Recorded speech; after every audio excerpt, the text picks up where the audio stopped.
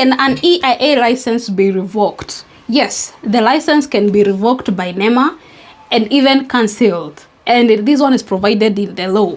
There's a regulation called EIA, the Environmental Impact Assessment Environmental Audit Regulation, and it provides for when a license can be revoked. Let me show you.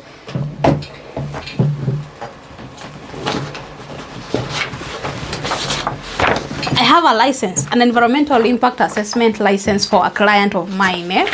So this license you're given by NEMA once you do an EIA. Once the report is done, I do not have an EIA here. Once the report is done, goes to NEMA, you get yourself an environmental license. It is such a license. So there are reasons why such a license can be cancelled by NEMA. Let me tell you the reasons. The authority may suspend, revoke, or cancel a license where the licensee contravenes the conditions set out in the license. What does that mean? This license that you were given once your report was taken to NEMA, it comes with conditions. These are conditions. These are conditions. These are conditions. Conditions that you should meet as you're doing the project. Now, these conditions are, we have general conditions, construction conditions. General conditions are general, what do you need to do as you're constructing. There are conditions you need to meet when you're constructing, when you're in the construction phase. Then you have conditions during the operational phase. Zinaitwa operational conditions. So time yenye umeanza cooperate project yako, what are the conditions? And we even have notification conditions, the commissioning conditions. So these conditions are given to you by NEMA. Wamekupea license on these conditions. So if you contravene any of these conditions, then this license becomes null and void. If you go against these conditions umepewa, then na hii license umepewa on this condition, it means this license is now null and void. There are other reasons. The other reason is there is substantial change or modification in the project or in the manner in which the project is being implemented. Ulisema hii project ni a proposed residential development. Unajenga manyumba za kukondisha. It is a 5-story building, itakuwa na 1 bedroom na 2 bedroom.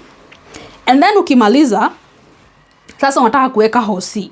And this example is perfectly what happened one time when I was in Nyeri office. When I was at NEMA office, there was this client who came up with a plan, design zake zote, project zake zote, zilikuwa zinasoma it's a residential building. But venye alimaliza, kumbe alikuwa anataka kuweka a private hospital in that flat.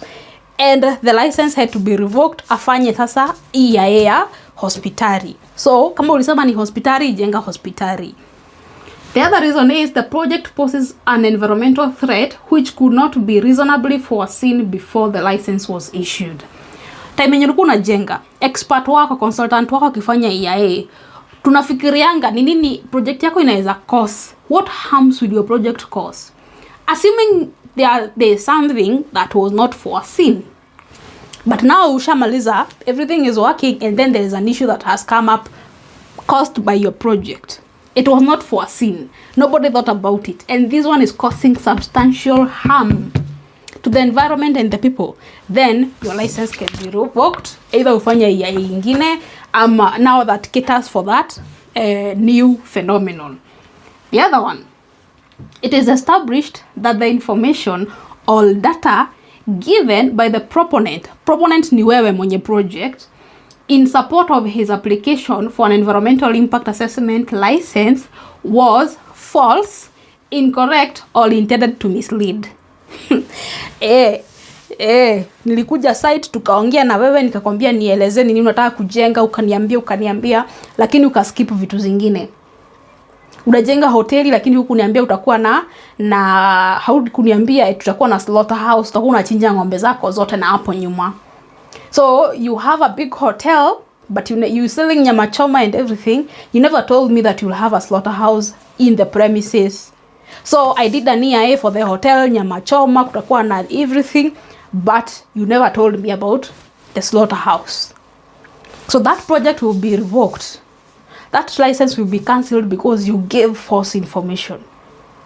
And as we are doing these reports, Mimi as your consultant and you as my client, we sign. There's a whole page in the report that we sign. You and me, we both sign. You know what we are signing? That the information in this report is true. So sometimes nishamaliza kuandika report nimekutumia. Ebu pitia hii report uone kama information yenye nimeweka hapo truly ni vile uliniambia. You don't even go through it. You're like, we maliza hiyo kitu nileta hiyo karatasi nikusainie. You sign. You're not sure what the consultant has put in the report, and then you signed it off. So on the report kuna page you sign at what is provided in that report is true, and then unapatikana kumbe si ukweli. Your license inakuwa revoked. Imagine doing that process again, and you know it is not cheap.